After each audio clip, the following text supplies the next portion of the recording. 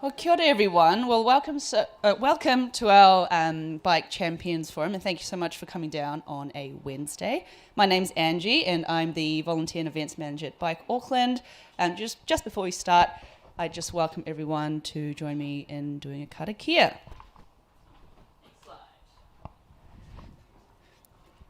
E te whānau hui, whaia te mātauranga kia marama, kia whai take ngā mahi katoa, tu maia, tu kaha, aroha atu, aroha mai, tātou, ia tātou katoa. Thank you. Hello, we are on the live stream. Hello, people on the live stream. People on the live stream are going to ask questions. Cappuccino will be managing that and then looking after you guys on the live stream. We're hoping to finish at 8 o'clock. And yeah, really excited to shed light on this topic about the e-bike rebate with our speakers tonight. I don't have an e-bike. I ride my acoustic bike every day. Today I actually drove in because, very shameful. Because I have to take in equipment for work. But yesterday I went to EBT and was looking at an e-bike for a company e-bike, and I was like, how cool would this be to be on an e-bike transporting equipment for work? And I just wish that could be me every other day. And some of you might have read on the spin-off that our lovely CBO moved house by e-bike. And shout out to Tommy De Silva for putting that on the internet. Woohoo, Tommy! Anyway, without further ado, I will hand over to Tiffany to take you through the evening. Don't quite know how to sit. But anyway, welcome everyone. I am Tiffany Robinson. I will be your host for tonight for this lovely panel discussion. I do have an e-bike. I actually have an e-trike, which is right out there. Her name is Trinity. I love the fact that I've given her a name because it just makes the bike a bit more personable. And we actually have, if you want to check us out on the socials, Chronicles of Trinity, see how we ride. And the reason why I actually got the e-trike is because if you haven't heard this story already, I only learned to ride quite later in life. And so not quite comfortable with balancing, so got my 3 wheels and works all right for me. And I used to live in Parnell, so no one wants to go up that rise on a acoustic bike, so e-trike was for me. So I am here tonight representing women of urbanism and just representing someone who really enjoys cycling. So welcome to the discussion. So we are going to have 2 lovely panelists. The first is going to be Berg, and the second will be Tim Adrianson. I think you guys should join me on the couch. How about that?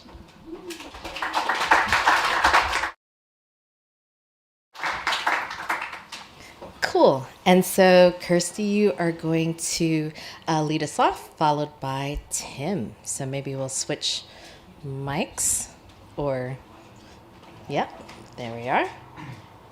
And Kirsty, I'll let you introduce yourself. I feel like I'm a kid on this. I know, it is. Well, hi everyone, my name's Kirsty Klingenberg. I got that lovely, very long last name from my husband, who's sitting over there, and I used to race bikes and track cycling as Kirsty James. And so a little bit about me. Oh, next slide. That's me racing at the Tokyo Olympic Games in the team pursuit. And I live in Cambridge with my... Is it too far away? Is that... Whoa, that's loud. That's our little baby over there, Eliana. She's... Is this fine? Yeah, or you can hold the actual mic. Okay. Now I feel like a celeb. Yeah, there you go. Okay. Yeah. So, that's our little baby over there. We live in Cambridge. We bike everywhere that we can. My husband actually e-bikes most days into Hamilton, so it's about, 50k return. So he gets some good Ks in.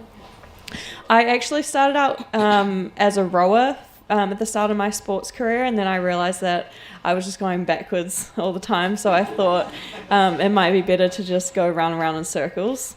So I changed to track cycling, and did that for about 10 years and retired after the Tokyo Olympic Games.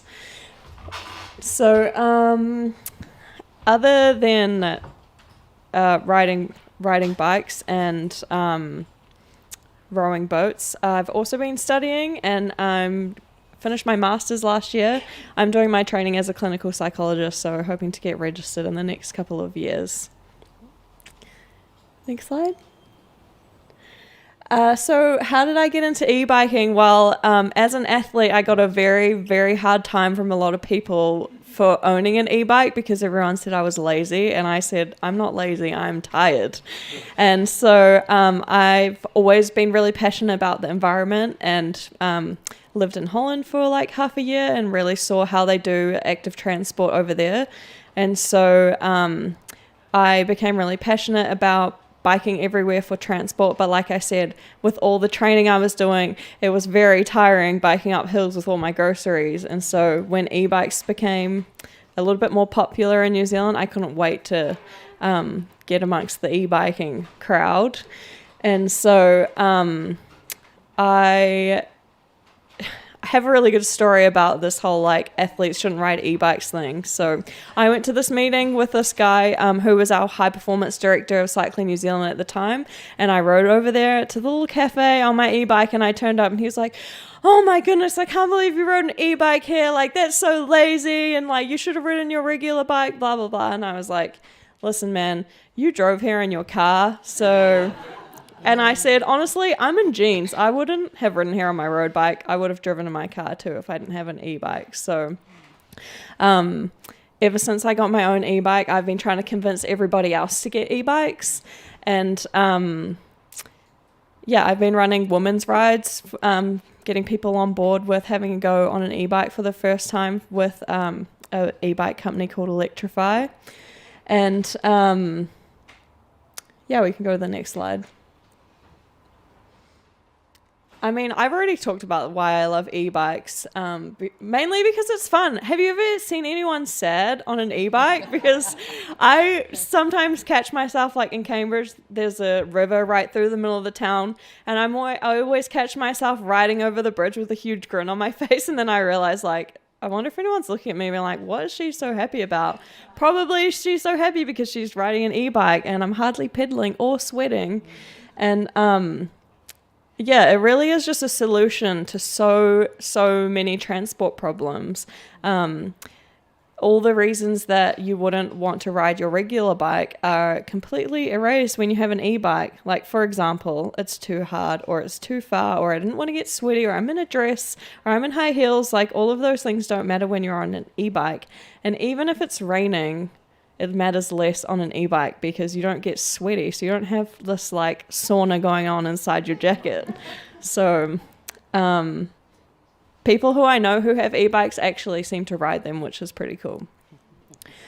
Including this guy Derek that I know. He is in his 70s and he's a retired goat farmer, and I met him when after he'd retired from farming, and he was always complaining that he couldn't do any exercise because he had this heart condition, and the doctor had told him that he's not able to exercise above walking pace, so he had to keep his heart rate down. I was like, come on man, you've got to try an e-bike. Like, they're honestly the best. You could go up massive hills and you'll be still at walking pace. And he just like bagged me about it for ages. Said like, you're so lazy for riding an e-bike. I was like, well, you're so lazy sitting on the couch. So eventually I convinced him to take my e-bike for a little spin, and the smile that he had on his face when he came back, I knew he was going to be hooked. And so since then, instead of not being able to get anywhere because he can't get his heart rate up, he's been e-biking with all his other 70-year-old friends everywhere. So that's been pretty awesome. Next slide, please. Yeah, I think while e-bikes are a really great solution to transport, they also just bring so much fun and joy to getting around. And if you, this is something I love about biking in Cambridge is people, because I'm from Auckland, people who live in Cambridge complain about traffic when it takes about a total of 1 minute longer to get home from work. But all those cars that get like caught up in traffic behind each other, I just bike past them all smiling, and I'm sure they all think like, or maybe they don't think this, but I would like to think that they all think that it looks really fun, because it is. So if you guys, I'm sure you guys have all tried e-bikes because you're here, but if you haven't, give it a go. And if you are female and you haven't tried an e-bike, come to one of my women's rides one day, because yeah, I think e-bikes are really awesome. Thanks for listening to my yarns.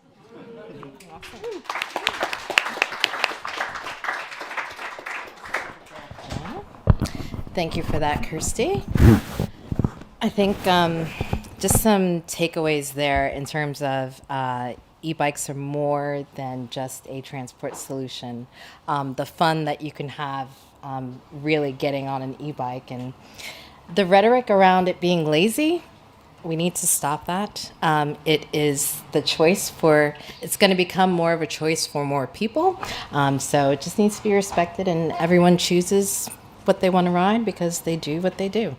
And shout out to Derek and the other 70 plus year olds who are riding and re-experiencing the joy of riding as they get older. I think we are planning for all ages when it comes to cycling, and to really open that back up to people that are older and wishing to get back out there is a really cool thing, and e-bikes can help be that solution. So thank you, Kirsty. I'm now going to pass it over to Tim. Tim, you can introduce yourself and get straight into your press. Kia ora koutou. Thank you. Many of you know me. My name's Tim Adriansen. I'm a passionate advocate for sustainability and transport solutions. And really, I'd just like to be able to ride a bike safely and to feel safe and not to feel threatened when I'm on the bicycle. Even more outrageous to my list of demands is that I'd like other people to also feel safe, whatever their mode of transport is, whether you're walking or whether you're cycling or whether you're catching the bus. I'd like everybody to just feel safe and welcome on our streets, right? So despite today's topic being about e-bikes, the reason I actually became such a passionate advocate for e-bikes was because I started with this question. Why is it so difficult to build a bike path? Because it turns out that if I can make it safe for myself and others to be able to ride a bike or walk or use public transport, this also solves all of so many problems that we face, which we've kind of already covered, right? It means we're going to save money, we're going to reduce emissions, we're going to protect the environment that we love, we protect the people that we love. We give accessibility to older people moving around, to disabled people moving around. There are so many great reasons to do this. It feels like a no-brainer, right? Like this should just be the normal thing we do all the time. So why is it so difficult? So if we can go to the next slide, please, Angie. How difficult is it?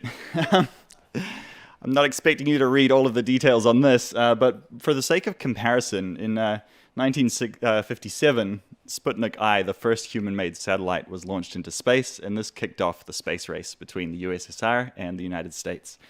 It lasted for 12 years, up until we got the first human on another celestial body with Apollo 11. By comparison, the first record I can find of Great North Road being planned to be built with protected cycle routes, with a date that said when it was going to be completed by, is in the Cycling Action Plan from 2007. It doesn't only include Great North Road, it includes Williamson Avenue and the Inner West cycle routes to be completed within 6 years. Skip through a whole bunch of little events along the way. 2023, some 16 years later, 30% longer than it took humans to get a man on the moon, we are still fighting to get a safe cycle route on Great North Road. I don't raise this for us to be depressed and despondent about it, right? We're all cycling advocates and we've all been fighting this battle so long and so hard. I'd actually like to try and find some hope for maybe how we can look at this and we can keep going ahead with this. So, yeah, if we can go to the next slide, please. I'm actually going to give you a really long lecture this evening on psychology.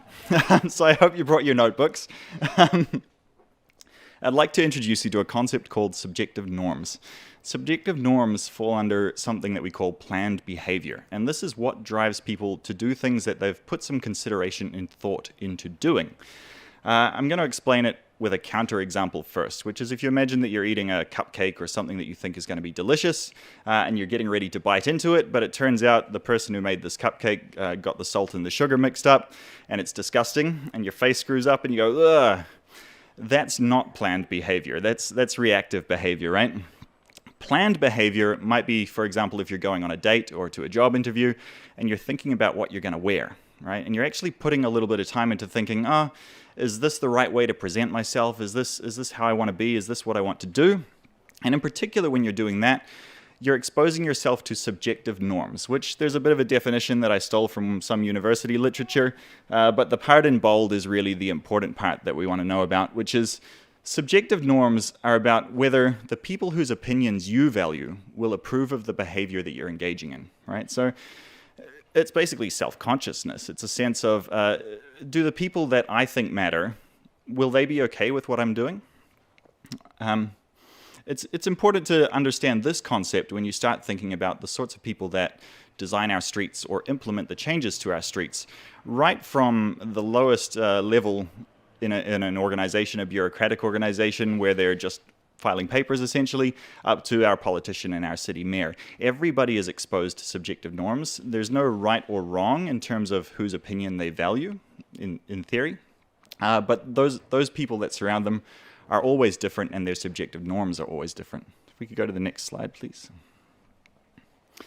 Subjective norms give way to the popular cycleway paradox, which we'll all be familiar with. We'll get people coming to us and saying, look, if you just get more people riding a bike, if more people want cycle lanes, then we'll build the cycle lanes. And we all know, well, people aren't going to ride bikes unless it feels safe to ride bikes. This is the big barrier, so we need the cycleways first, right? We also know from the data that the majority of people do support cycleways. But data and subjective norms, they're kind of enemies, actually. Subjective norms are immune to data. They are not information-based, they're not evidence-based, they're emotionally based, right? So if we go to the next slide, please. This is why evidence is a necessary distraction. We need to be able to support our claims when it comes to wanting changes in our streets and our cities, but we shouldn't spend too much time on it because evidence doesn't change people's minds. Actually, the way people around them talk about an issue changes people's minds much more effectively than any amount of evidence you can possibly present to them, right? Cool. Next slide, please. This leads to something called the 7% theory. And this is a theory of change that, with all theories of change in terms of human behavior, humans are complex, and the things that we do don't always work out exactly as we plan them to or intend them to, especially when we're talking about a whole diverse population. But this is one idea of a theory of change that we as advocates might pursue, or at least consider, when we're thinking about how we might be able to change the scale and pace of cycleway delivery and what we're doing in terms of changing the streets in the cities that we live in to a place where we can get around more comfortably and more safely.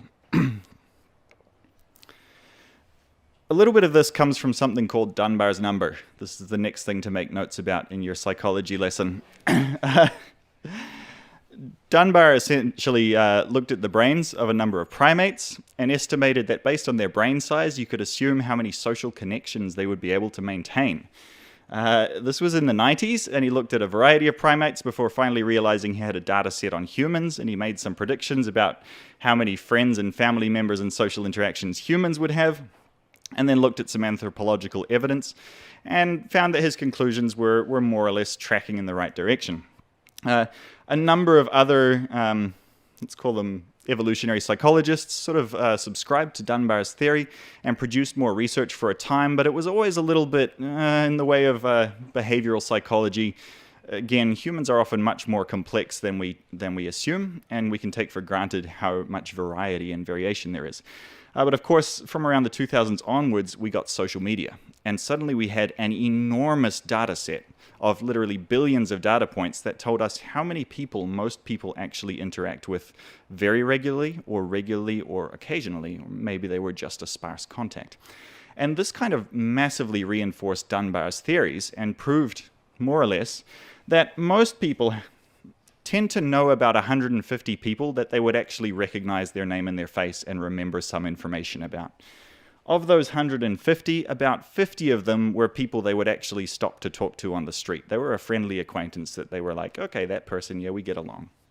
Of those 50, 15 of them were good friends. These were people that they would seek out to have a conversation with, check in on how they're going, talk to, maybe once a month, something like that.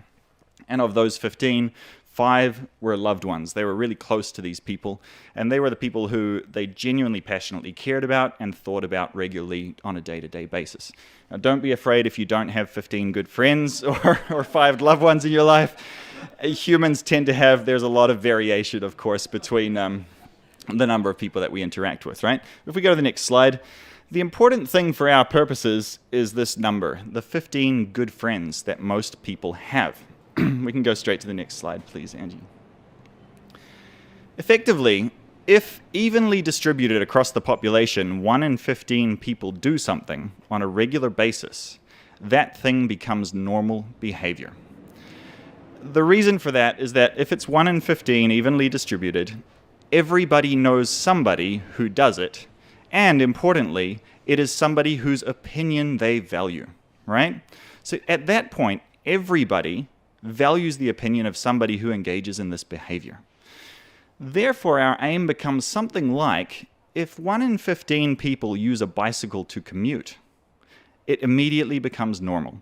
As advocates, we've probably all come across this language that's often used to dehumanize cyclists or to outgroup cyclists, right? Where there's a lot of hostile language out there. There are a lot of people with just reinforcing myths about cycling, that it's impossible to do it because this, that, or the other, that to most of us just sounds ridiculous. And we think, how can people possibly believe you can't ride a bicycle with a child or carry the shopping or because it's raining? If 1 in 15 people are doing these things, those myths just evaporate. We don't need to counter them. We don't need to spend our energy presenting the evidence because everybody knows somebody at that point who does this activity.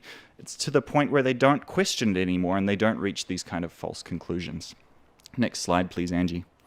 So what happens when people get an e-bike, right? What's the difference between an e-bike and a regular bicycle? In fact, roughly 60 to 80% of people in different parts of the country have a bicycle sitting in their garage, which means more than 1 in 15 ride a bike. New Zealand has roughly 90% of New Zealanders know how to ride a bike, right? The number is much higher than 1 in 15, but at the moment, the number of people actually commuting by bicycle on a regular basis varies between 1 and 4% from region to region. So it's not quite high enough. 1 in 15 is 7%, hence the 7% rule. Next slide, please, Angie. When people get an e-bike, they tend to use it 50% more often than they were using their previous bike. They tend to travel twice as far when they ride the bike. And importantly, if you're focusing on emissions or reducing traffic congestion or even making the roads just safer and more pleasant, they tend to replace 20% of the trips that they would make by car with an e-bike. This is averages that I've taken from a literary analysis of more than a dozen e-bike studies in different countries in different continents. It's fairly reliable averages, and it is regardless of infrastructure. The highest level of car displacement was in the Netherlands, where 35% of people replaced their car use with e-bike use, or 35% of vehicle kilometers traveled. And the lowest was in the United States, where it was only 18%. It was a bit lower, and perhaps New Zealand is more like this. But everywhere that people get e-bikes, no matter what the infrastructure is like, no matter where they're at with their cycleway delivery, about 20% of the travel that the population does ends up being made by bicycle. Next slide, please. In an Auckland example, based on how much Aucklanders currently drive, if an Aucklander got an e-bike and responded and behaved in the way that we've seen in the international studies and replaced 20% of their travel, these are the benefits that we would see. It equates to $1,500 in health benefits, around $1,700 on average in fuel savings, and 1,600 kilograms of carbon dioxide equivalent emissions saved each year that they own that e-bike. The 1,600 kilos of CO2 emissions probably doesn't mean much to anybody, so I thought, how can I put this into a frame of reference? Angie, if we go to the next slide. We've currently got 2 really big public transport projects on the go, some mega projects, the City Rail Link and the Eastern Busway, which with their recent revised costs come to $6.9 billion. And the estimated amount of emissions that will be avoided once these projects are completed, the number of people they'll get to switch from car journeys to public transport journeys, will save us 50 kilotons of carbon dioxide each year. On the other hand, and it's a bit of a trick with statistics to say that I can take a sample of a few people riding an e-bike and extrapolate it out to 1 million. So anyone who works with data will say you shouldn't be doing that. This is a bit of a fantasy number, but if we saw the trend that we have seen internationally of 20% of driving being displaced when people get an e-bike, and we got every adult who currently drives a car in Auckland an e-bike, it would cost us half as much as the public transport projects that we're building, but it would result in 15 times as much emissions replacement, right? Emissions reduction. The impact of e-bikes on people's travel habits just absolutely blows any other transport initiative out of the water when it comes to climate action, right? And so this is a really important feature of e-bikes, dollar for dollar. It's not even close. Even if my calculations are out by a factor of 10, they still win hands down every time, right? Next slide, please. So, how do we break the popular cycleway paradox? How do we push past this thing where we're in this endless loop of people saying, get them riding and then we'll build the bike paths, and we're not building the bike paths, and we're fighting and we're fighting and we're fighting? There's an easy solution. I propose that there's an easy solution. It's a theory of change, right? If we can get people e-bikes, and e-bikes are so much fun and they're not expensive, they're very accessible. If we can get enough people e-bikes, cycling for transport will become a normalized activity, and we no longer have to fight those endless battles. We become like those parts of the world where it is expected that a street is made safe for riding a bike, because everybody has a loved one or a close friend that gets around by bicycle. And when that happens, everybody becomes a cycling advocate. Everybody wants safe cycling, right? So this is something we can fight for as advocates, to kind of find an end goal that looks realistic. We don't have to keep going for our whole lives just to get a few kilometers of cycleway every year. If we can get e-bikes to the population, we can start to turn the tide on the way that our streets look and the way that our transport system operates. Cool. Normalize e-bikes. Kia ora.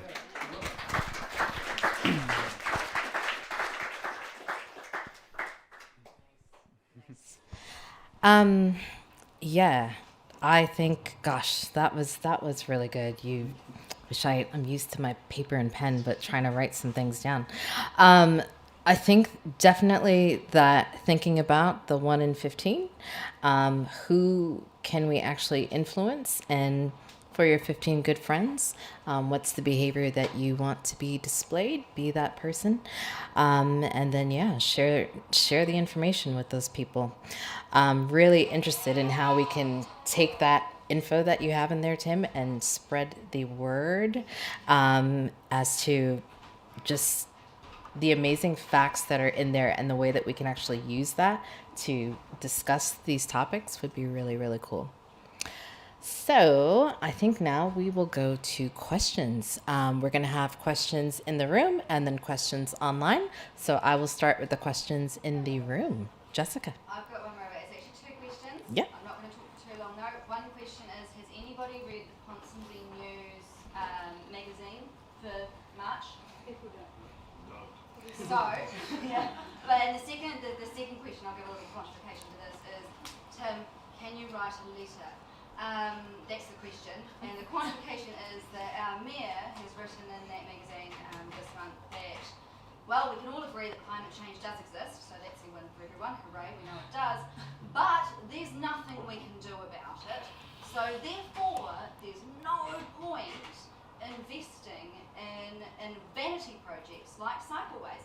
And I would argue that your proposition potentially does agree to that to an extent, but maybe has another solution that we could all use in the city. So I wondered, could you write a letter? Okay, now I actually need to summarize that for the people online. So let's see how we go. So the first question was, have we read the Ponsonby News magazine? no one has really seemed like they had.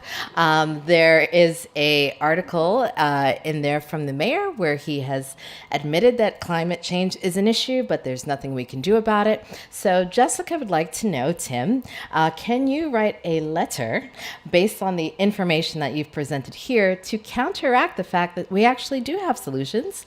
And I think you should know that, but anyway, we do have solutions. And yeah, what are your thoughts on responding to the mayor on some solutions? It's an easy one. Yes. No, I'm okay. I'll cut me off if I ever start ranting and talking too long. There's a real risk. First of all, a letter to the mayor or a letter to the Ponsonby News magazine? The Ponsonby News, however, addressed to the mayor via that email. So the good thing is, it is clear that nobody really reads Ponsonby News, so we don't have too much to worry about there. I guess actually that's a great opportunity to address something else, which is just straight back to this kind of myth busting and the fighting that takes up so much of our time and exhausts us as advocates. And the fact that when we're presented with something like this, especially from a high profile figure like the mayor, what we want to do is go in and say, that's a load of nonsense, right? Because it is. But actually, for one, if I did write that and it went in the Ponsonby News, anyone that agrees with the mayor is not going to have their mind changed by my letter, right? It's purely in there for the benefit of the people in this room who already agree with me, right? So despite me using my time and energy to do that, it wouldn't actually progress our cause, right? Not to just, downplay what you're suggesting, Jessica. So my recommendation is actually to, if you're in a constructive discussion with somebody, you might be able to appeal to some other values that they have. And in this case, it might be something like, climate change is something that will continue to get worse until we address it. So we should do whatever we can, right? You don't have to flat out disagree and with whether there is or is not something we can do. But almost everybody agrees, well, if we can avoid making it more bad, then we should try to do what we can, right? So appeal to the common value that underpins it, but don't use your energy trying to dispel myths or constantly fight, because it will burn you out. Yes. There's another argument like that as well, which is that it's a very good solution for congestion. I was listening to the national radio yesterday, and the whole program was about people being stuck in traffic in Auckland. In order for people to not be stuck in traffic in Auckland, less people have to drive cars, and this is a solution to that. Less people drive cars. Particularly in the cities where there are short trips. Yeah. Do you want to summarize? Do you want me to summarize that one? Easy solution, less people need to drive cars, period. Congestion. Oh, yes. E-bikes are the solution to less people driving cars. Go with you first. To know if we, Auckland, Bike Advocacy in New Zealand, has done anything to lobby for free or electric bike subsidies, as electric car subsidies, which are again just taking up space on the road. Has something happened? Is that something that we should think about doing? So the question is, has Bike Auckland done anything to lobby for e-bikes in terms of, lobby for e-bikes, getting more of those on the road? That is a great question and something I should have mentioned. I have started a petition called Support Sustainable Transport, and it's about introducing a subsidy for e-bikes. Personally, I think e-bikes should be free because they solve so many problems like we've already talked about. And making e-bikes accessible to people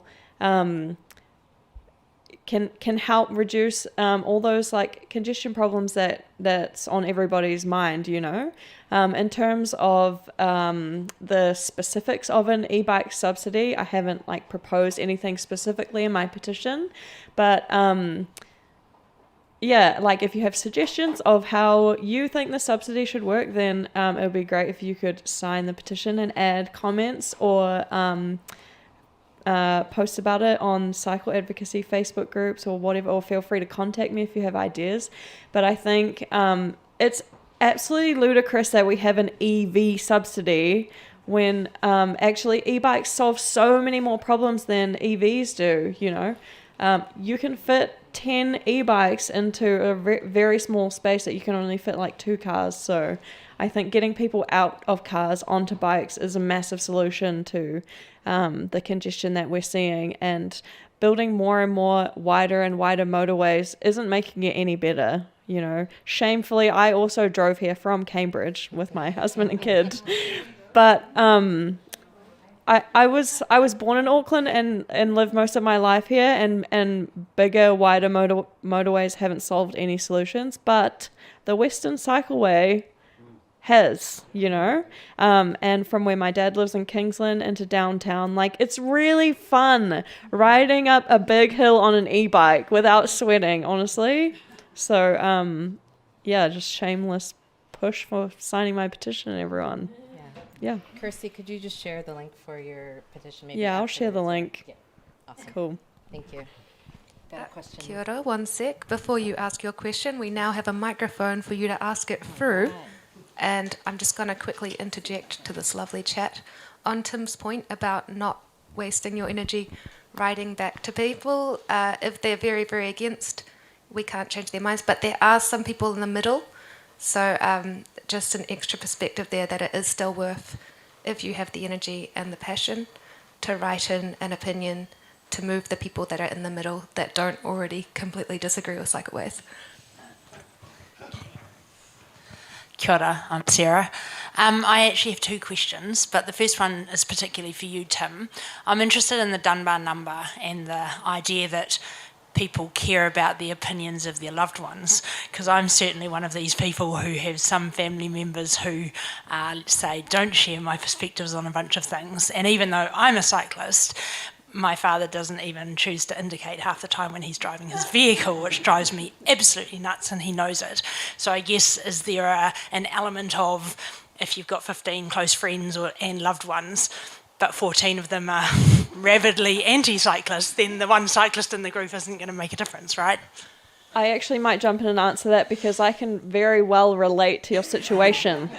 My dad is very much like a petrol kind of guy, and what I mean, this sounds like kind of like coercive, but I forced him into riding an e-bike because I made this arrangement where I was like going to the e-bike shop to get my e-bike serviced or something, and then I needed to get it home, but I had like some other appointment. I asked him if he could just bike my e-bike home for me, and he had the biggest grin on his face. Now he owns an e-bike. So coercion is the answer. Just set up like a situation where there's no choice but to ride an e-bike. Honestly, it's so fun. Once people try it, like people come to my try an e-bike ride and they haven't ridden a bike at all for like 40 years, you know, and by the end of one little session they're biking around. And so yeah, I mean, maybe you have some stats to add as well, but I think just get them on an e-bike. Yeah, kia ora. It's I mean, that is the mind changer, right? Is to get them on an e-bike for sure. I guess just quickly on the number and effectively the link between people's close contacts and subjective norms. I tried to compress a lot of behavioral psychology into sort of a 15-minute presentation, right? Which is just a little bit of a hack in itself. The people whose opinions each of us value and the way we value those opinions is going to vary quite a bit between people. And what I do notice, even if all people exist on varying spectrums, especially among advocacy, I notice there are a lot of people who are swayed more by evidence and the kind of, a more numerical approach to things than sometimes a more emotional approach to things in particular. But also, just because somebody is a family member doesn't necessarily mean that their opinion is the one that impacts you. It could be any other social circle that you move in. It could be a sports team, or it could be, any kind of clique or in-group that you identify with. And of course, there are some humans that simply don't conform with this kind of behavior, right? Everybody's very different, I guess is what I'm trying to say. So it's not a hard and fast rule. It's a numbers game where if you get enough people doing something, then enough other people find it to be normalized behavior. Thanks. My second question Thank you. My second question is a bit of a sideways one, but I gave up my car last year. I've got an e-bike and a normal bike. In my mind, the other real game changer, which I don't hear anyone advocating for, is bike racks on buses. I can't get to the shore on my e-bike. I can't get to Botany on my e-bike. There's a whole bunch of places that I can't go. And if something goes wrong when I'm away from home, how do I get myself and my bike home? I don't have someone, and I have an AA membership, but I would rather be on a bus, but I can't because I can't put my bike on a bus. So I would like to see that being added into the advocacy, please. Yeah. There is a quite a big cost for bus users to that, especially buses that are extremely busy. No, bike rack sits on the front of the bike. Yeah, but the time to load the bike slows down the route enormously. It's fine in small places with slow, lazy bus routes, but yeah, exactly, exactly. That great champion of genius transit. Yeah. No, you wouldn't, but someone would, right? Yeah. So the real problem is that we use buses where we should be using trains, and that would solve your problem. But yeah, there's a cost. Put it that way. There's a trade-off. Okay. It wouldn't be hard to design a door where you just basically walk your bike straight on. It could be really easy. It could take up the space. Can I add something to that? I talked to AT about this topic last week. Yeah, wait, grab the microphone. If we have time, we might be getting started. Hello. Oh, it is working. Okay, I've just got a quiet voice, that's why. And just to answer your question, Bike Auckland are advocating for that, just probably quite quietly. And we will continue to. Thank you. I asked AT that question last week, why they don't have the bike racks on the buses, and they gave me a bit of a cop-out answer that they said they have done studies that suggest that if you put the bike rack on front of a bus in Auckland, there will be safety issues in terms of it fitting in the bus stop. So that is the official AT answer to that question. With e-bikes, you can bike really far, really fast. And so, I mean, getting over the harbour bridge is one thing. It would be great if there was a lane for bikes. But, well, there is cars currently in it.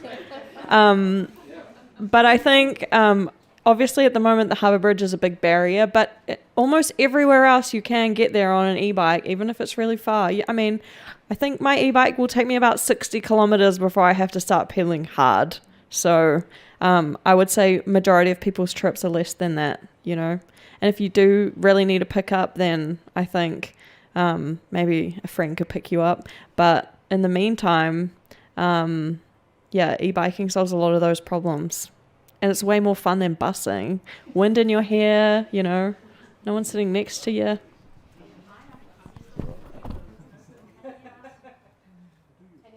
My question's for sort of Bike Auckland, which is, I love your idea, Tim, after being one of those people that's been around since 2007 with Great North Road.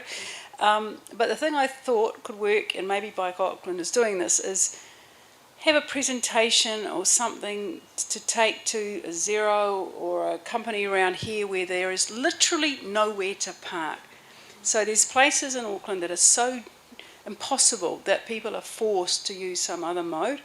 And let's say at Zero, bottom of Parnell there, if there was something that said, okay, maybe you could help your staff by subsidised e-bikes, or I don't know, we could all think of it, but something that you could almost just download, take with you if you work there, or someone else could advocate there, because like here where we right now there's these huge big companies that, you know, they love to show off that how green they are, etc., and there is really nowhere for their staff to park. So this all might be something that, but maybe Bike Auckland's already done it, but it could be a sort of advocacy tool for staff or anyone who is keen enough to go and visit them. I'll jump in there. Not through Bike Auckland, but there are some bike companies, electric bike companies, who are doing schemes within workplaces, and they started with some of the councils around where I live, where staff can basically get a e-bike paid off, like a small amount comes out of their salary each week. And so I think schemes like that are a really good option. Maybe someone from Bike Auckland can jump into. I was just say I do know that AT does work with businesses, especially when they are moving locations to identify what type of end of journey options there might be. But I think there is a wider conversation to be had with developers, not just for business, but also for residential, when it comes to parking and providing power for you to park and supply your e-bike.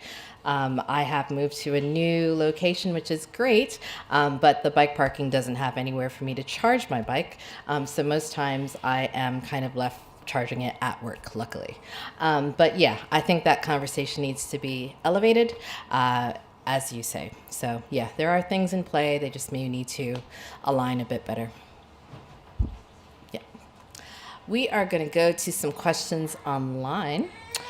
So the first one, I'll just read it out and you guys can scrap amongst yourselves who wants to answer it. Do you know who are the best people in strong political positions to whom we should be voicing this evidence to? I'm assuming this is your presentation, Tim, and our support for it in public forums. I see so few supporters for e-bikes and associated infrastructure at council meetings, and I want to go along as a young person to represent these sensibilities. Apparently I'm speaking on this one, which makes sense. First of all, we kind of neglected to put a call to action in our presentation this evening. So the first thing is, yes, jump onto Kirsty's petition, which we'll make sure gets shared, and sign and share. The weight of numbers does impact the thinking of politicians generally. But otherwise, it's really great to have a question from somebody saying, who can I present to?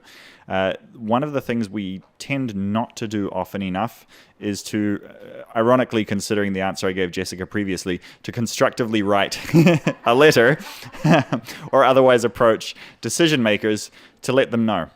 And the reason for this, reflecting back on subjective norms, is that for politicians generally, their voters are some of the people whose opinions they care about.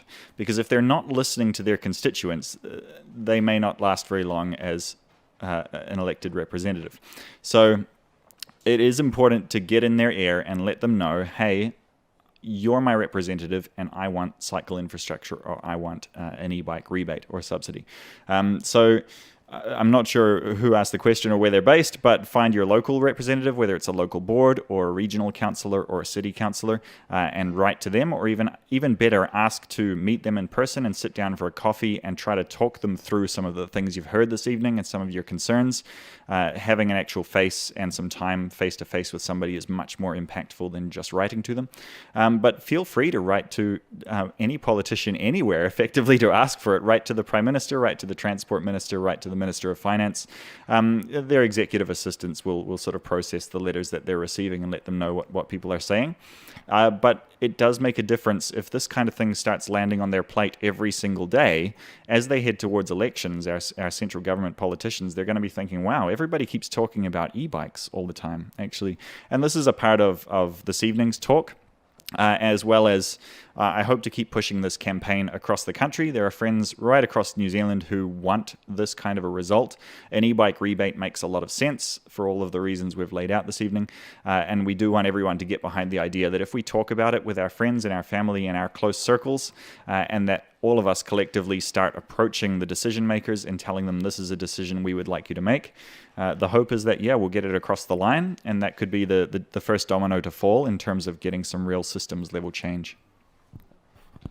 Thank you, Tim. We're just going to have another question online, which is super specific. What is the market for canopy Type 4 wheel e-bikes? Can anyone answer that, whether you're on the panel or in the room? No. All right. Well, whoever asked that question online, we'll see if we can follow up with that at a later time. Affordability is a barrier for some. Any thoughts on leasing or public share bikes? Either one. Fantastic options. So actually, neither of us laid out the specifics or technical details of how we can improve access to e-bikes this evening. I think that's because there maybe isn't any one correct answer. Auckland, in fact, New Zealand is full of very diverse communities, and each of them face their own challenges. And also, we're not sure who might implement these schemes. It could be run by mana whenua, or it could be run by regional councils, or it could be run by central government.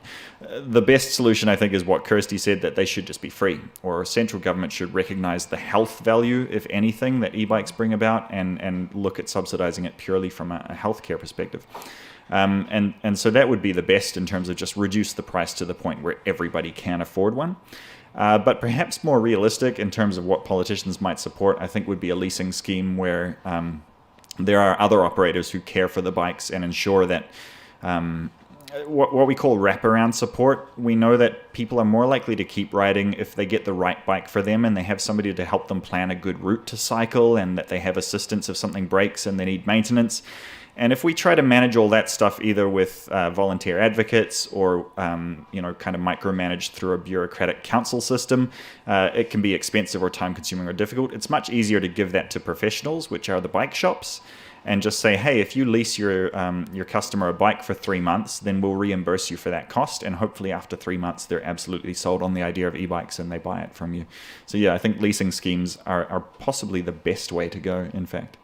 So can I just ask, because one of the, I'm just thinking, I see a lot of line bikes, the high, sorry, I see a lot of the hire bikes around. A lot of people use them, particularly young people. Would a company like that potentially be able to sort of offer sort of long-term leases on those bikes too, rather than a single hit, or have a different cycle that you could rent on a longer term? Because I think people who ride those things appreciate what the sort of freedom it gives you. So on their app they could, if somebody's rented one sort of 10 times or something, that there's an offer to lease one. There is an e-bike leasing company in Auckland. I can't remember the name or the cost, but it was pretty reasonable. Yeah, there's also an Australian cargo bike leasing company called Lug and Carry that use turn bikes, and they are allegedly coming here, and they have very sharp pricing and really great wraparound service.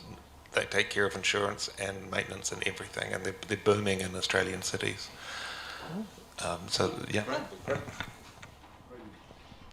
Just quickly on that, the answer is yes. I hope we can fill all these niches for different users at different price points.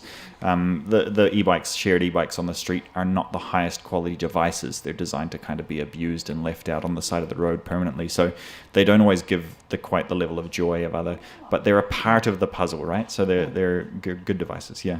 The biggest e-bike share, or the biggest bike share organisation in the Netherlands is the railways.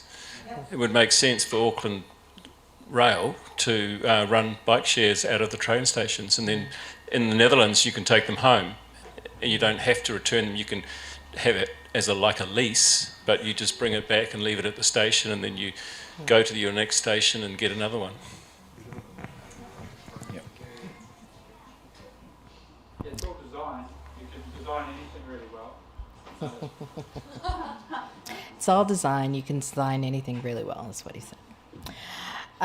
So that was just talking about incentive, and just switching gears to de-incentivization. Do you know if there is any movement for helping bring in weight taxes to disincentivize SUVs and utes? As someone who doesn't own a car, they frighten me the most on the roads. Any thoughts on that? The short answer to the question is I do not believe there is any current investigation into charging by vehicle weight. In terms of that weight band, they're still classed as light vehicles. Yeah, I guess that's the answer to the question. We might be looking at a future where there is some form of road pricing as a disincentive towards driving. And it's also worth pointing out that many people, when talking about e-bike rebates, raise financial incentives for using a bicycle, which I also think are fantastic, but are perhaps less likely to get across the line politically in New Zealand. At the moment, we need to change the attitude towards people who ride bikes before we can suggest to politicians that they pay people to ride bikes. So this is why I focus on the e-bike rebate first. Awesome. Thanks, Tim. Here's another one. Why don't people who use e-bikes for fun on the weekends also use e-bikes as transport. What's the narrative there? What are your thoughts? Because we can't truly get into people's minds. So what are the thoughts there? Share your thoughts. Yeah, sure. In my experience, a lot of people do, especially for short trips to the supermarket and things. In terms of recreational use, I actually put a Facebook post on like a cycle advocacy page about my petition, thinking all these cycle advocates would be all over sharing it. And there was a lot of pushback saying like we should prioritize me bikes, manual bikes, acoustic bikes, push bikes. And that if we give people e-bikes for free or for reduced cost, that they'll just go and ride them on the mountain bike tracks in the weekend. I don't think that's a bad outcome, to be honest. If anyone's biking when they weren't going to be biking, to me, that's great news. But I also think we know, like Tim shared earlier, when people do own e-bikes, they ride them twice as much and twice as far. And if people begin their e-bike journey with recreational use, they can build their skills and their confidence. And if you can shred down like a technical mountain bike trail, maybe it will help you avoid getting run over by these SUVs and utes and build confidence in that way. So I think while people complain that if we give people e-bikes that they'll just go and ride them on the weekends on the trails, like I don't think that's a huge problem that we need to worry about. If you look at other populations like the Netherlands, for example, people ride bikes all the time. The people who own e-bikes typically do ride them in other settings as well. And if they don't yet, then maybe the fact of owning a bike that's so easy and accessible to ride will encourage them to take it to work as well. Yeah. Thoughts? No, I think you summed it up beautifully. Yeah, I mean, ultimately, if we subsidize enough e-bikes or rebate enough e-bikes and some people only use them for leisure, that's totally fine because lots of people will use them to commute and that normalizes the commuting behavior. So again, it's kind of just a numbers game and there's absolutely nothing wrong with using a bike for fun. You know, that's a perfectly legitimate use of a bicycle. Also drive. People also drive for leisure, so I mean, you know, it's true. Yeah. The Sunday drive, I think, is dying from petrol prices, but the Sunday e-bike sounds better. Has a really nice ring to it. Let's see. Okay, so I think our last question online for the moment is, what's the most effective thing we can do to reduce the amount of free parking on public roads in Auckland? Is it an AT, Waka Kotahi, or local council issue? It's an issue. It's an issue, yeah. I guess that's a me question, and it's the short answer is we start charging for parking. It's easy, you know. And I guess Auckland Council could give direction on that, and you could request it from Auckland Council, but it does sit with Auckland Transport. But the really important thing, I guess, another thing I can advocate for this evening is budget submissions are currently open for Auckland, and they're looking at cutting a lot of things from the budget that most of the people in this room probably value quite highly.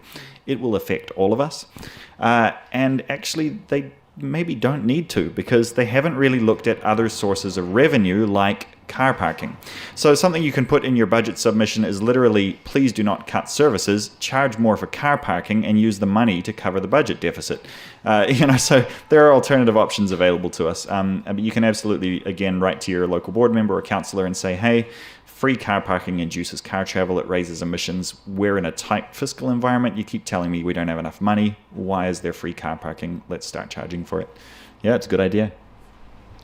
I think as well, one of the groups of people that benefit most from e-bikes, even at their current cost, is people who are paying for parking. And so that's another incentive that I always preach on about. If you're paying for parking, even if you spend a few $1,000s on an e-bike, you will quickly get that cost back. Because, I mean, parking downtown Auckland, maybe not in Hamilton or Cambridge because it's free, but parking in cities is expensive. And, yeah, maybe we should make it more expensive. That's going to get down like a cold. Are there any other questions in the room? If you had like a tiny house, you could use your bike as the power for the house when you're at home. This is true. This is Charge our your next phone. Step. Next step is a tiny house. I did have a question, and either one of you can answer this. Thinking about the 1 in 15 people, that stat that if 1 in 15 people do something regularly, that behavior is normalized. How can we actually share these stories? Because I feel like we're all doing it. We're definitely 1 in 15, more than the 1 in 15 in this room. But how do we actually get that story out so that it doesn't become burdensome, but people actually see that, you know, people are riding and people do love riding, and there are smiles on people's faces, and we are diverse in how we ride, what we ride, all of those things. What's the best way to get that story out? Honestly, get you and your partner or another household member an e-bike. My husband and I, we have 2 e-bikes between us, and take your friend out with you on the e-bike. Honestly, it's like people will be hooked. Like, you will convert many if you take them with you on your e-bike. Of many different generations and demographics, like everyone who I've forced to come e-biking with me has loved it. So, or at least they said that. So, yeah. No, you've summed it up beautifully. I guess a part of that sort of theory for change is that we shouldn't take it on ourselves to tell that story to everybody. The best advocate for anything is somebody you know and trust. So what we're trying to do is get exactly this to happen. We're trying to get a whole bunch of people across the country to get an e-bike so that they go into work on Monday and go, wow, I just got an e-bike. It's the coolest thing in the universe. You should get one, right? And somebody that they're going to tell that to is going to be a person who trusts and values their opinion. So instead of us trying to tell the story to everyone, let's outsource it to the community. We just throw out e-bikes everywhere, you know, and hope that enough of them stick that people start to tell others about how great they are. The other thing that you can do for people who are kind of on the fence about whether they want to get an e-bike or not is some stores offer like a 24-hour trial period. So you can take the bike home with you, ride it to work on your commute, ride it back, and see if it's actually something that you would commit to. So I find like that's a really good way to get people to have a go before they commit to spending money, hopefully less money, with a subsidy on committing to purchasing an e-bike for themselves. Awesome. Thank you. Last call for questions. Hi, I have a question. Yeah. I store my e-bike in my living room. We now live in a house that is big enough that I can do that without inconveniencing everyone. But our old house was tiny and it inconvenienced everyone. And there's a lot of houses in Tamaki Makaurau in Auckland that don't have places to store bikes. We no longer have garages. As much as I'm not really needing a garage for a car, I do need it for my bike. Do you have any solutions to safe bike storage? Yes, I do. A lot of my friends who live in the UK, this must be such a British thing, but they have like bike sheds and they're like this high and you just unlock it and you wheel your little bike in and then you shut it and then it gets terrible weather on it all year round because you live in the UK. And then it's so small and you can fit like a couple of bikes in there. I think we should just make that a thing in New Zealand. Not big car garages. What was that, sorry? Where are they located? They just put them like in their backyard or like next to their front door or just wherever you can fit one. Also in car parks. In car you parks? can take out car parks. That sounds like a great And you can install idea. cycle lockers in car parks.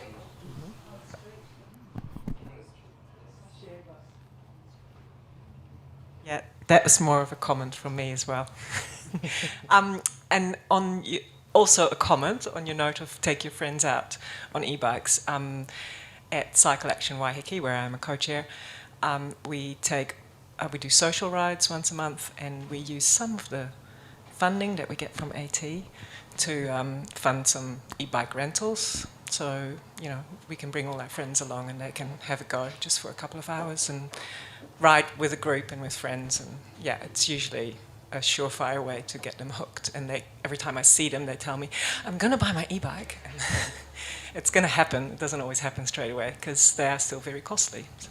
Yeah, and I think coming back to the subsidy, a guy I know who works in an e-bike store, he's from Denmark, and he said almost every customer who came into their store over there would come in, kind of look around and say like, oh, I kind of want to try this e-bike, and he would say like, oh, do you know about this scheme?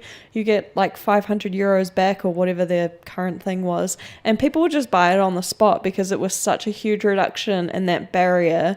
Obviously, if they're walking into an e-bike store, they're somewhat interested, but I think the cost is a huge barrier for the majority of people. So if we can reduce that cost through a subsidy or all of these other schemes that have been mentioned, I think we'll have a lot more joyful e-bikers out there.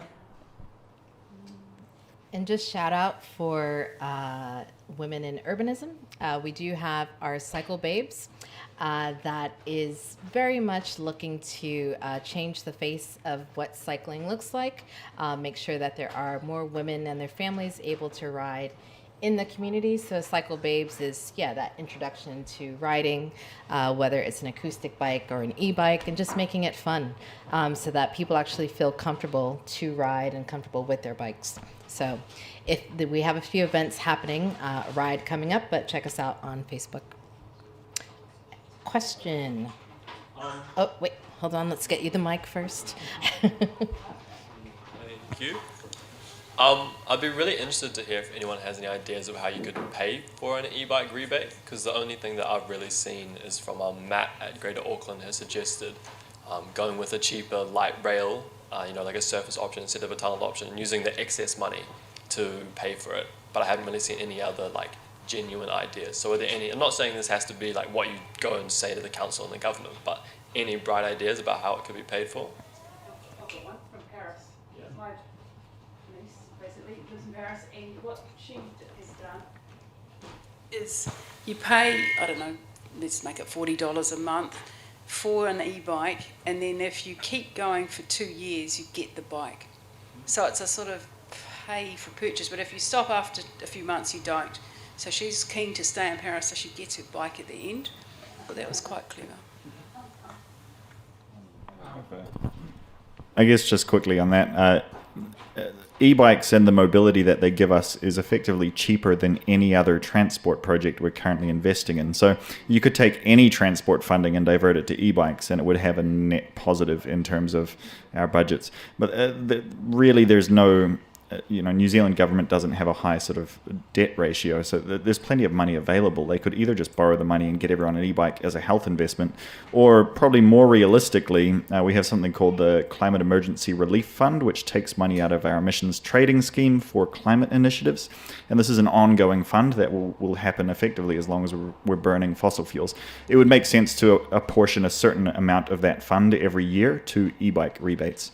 And so then that would be an ongoing thing where we have a sustainable source of funding for e-bikes. I think as well, it's not that there's no money. There's plenty of money going to other projects. Like the cost to build another lane on the motorway is many, many millions. And if you put that into e-bikes, it would make a lot of happy e-bikers, Yeah. Just back to Fion's question about storage in Christchurch, they're using some empty shops as a storage area, and you just swipe your card so they know what time you went in, and you can leave your bike in town. But there's always going to be somewhere empty that you can use to store bikes, and increasingly apartments are being built with no garaging at all, which is good, but it's a pain for someone like me to take an e-bike up a lift and then get it into my house. So I think we have to start thinking of more e-bike storage because they're so heavy, and also with power, because like the Locky Docks you can't charge, and so somewhere where you can both charge and keep your bike dry, I think would be something that Auckland Transport could do, with all of this empty storage, these buildings everywhere that have got empty space.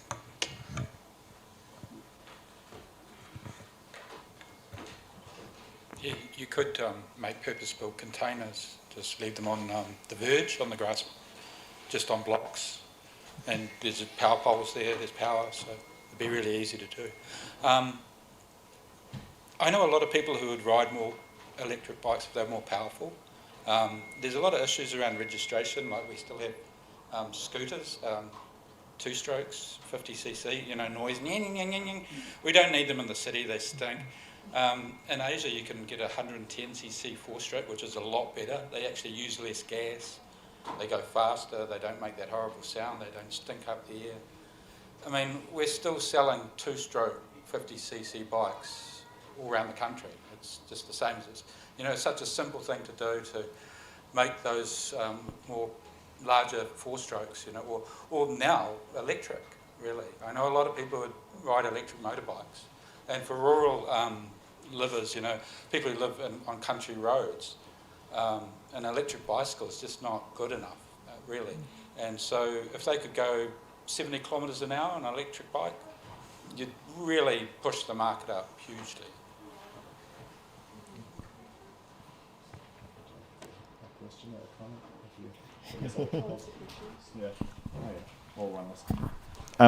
There are a couple of really good electric motorcycle manufacturers in New Zealand coming up with some really cool products.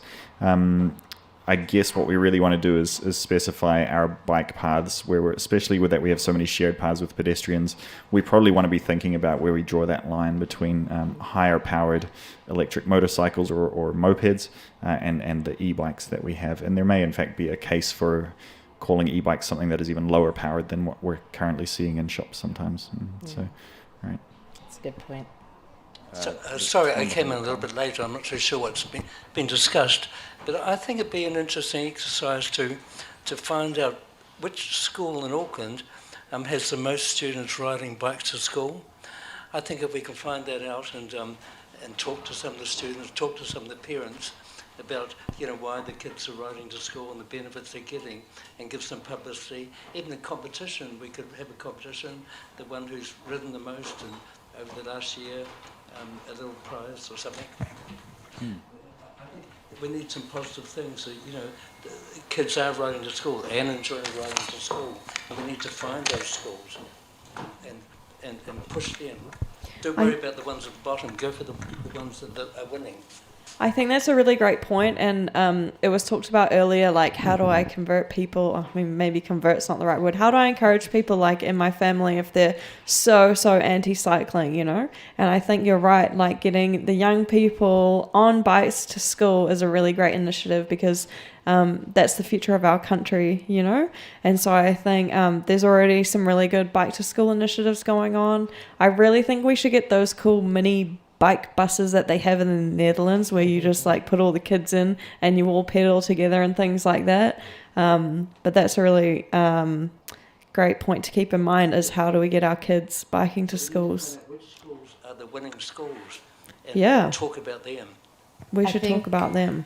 I think that's a great point, and we're actually going to take a break there, but I think that information we can ask AT because they have information on bikes in schools and how many schools have bike-ready programs and how many students are actually riding. So, well, that's a call to action, and with that, we're going to take a 10-minute break. Okay? Thank you.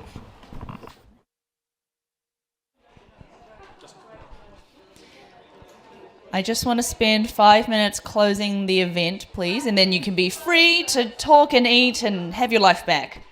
So I just wanted to bring to everyone's attention some of the events that are happening in the next couple of weeks. So we have the Explore Henderson Bike Trails, thanks to Eco Matters. That's actually happening tomorrow at that time. You got the Tumeke Cycle to Roskill Bike Kitchen happening on Saturday at that time, and then we've got a really cool panel discussion at the Gribblehurst Hub next Thursday with Julie Ferry, John Watson, Adrian Lord, the head of cycling, just talking about how we talk to each other about cycling. And on the same day, there's a Cycle Babes cocktail thing happening at Tumeke, the same place. Next slide, please.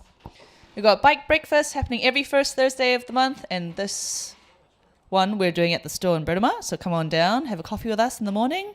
We've got bikes and beers happening every last Friday of the month, different places around Auckland, different brothers beers. This one's in Onehunga, and Big Bike Film Night's back. all across Auckland. April to May, get your tickets. Yay. Next slide, please. And just to note that our next Bike Champions Forum is going to be in Otahuhu sometime end of April. We're going to do the theory of change process we did with Bike Auckland last year, but in Otahuhu. So watch this space in April. Next slide, please. And just to close, I'll invite everyone, if you want, to join me in closing the hui with a karakia. E te atua, tēnei te mutunga. Kua mutu te roanga, kua mutu te kaha, kua mutu te mahine, kua pai. Haumi e, hui e, taiki e. Kia ora, everyone. Oh, and a special thanks to Beam, as per usual, for sponsoring the Bike Champions Forum. You can have your life back.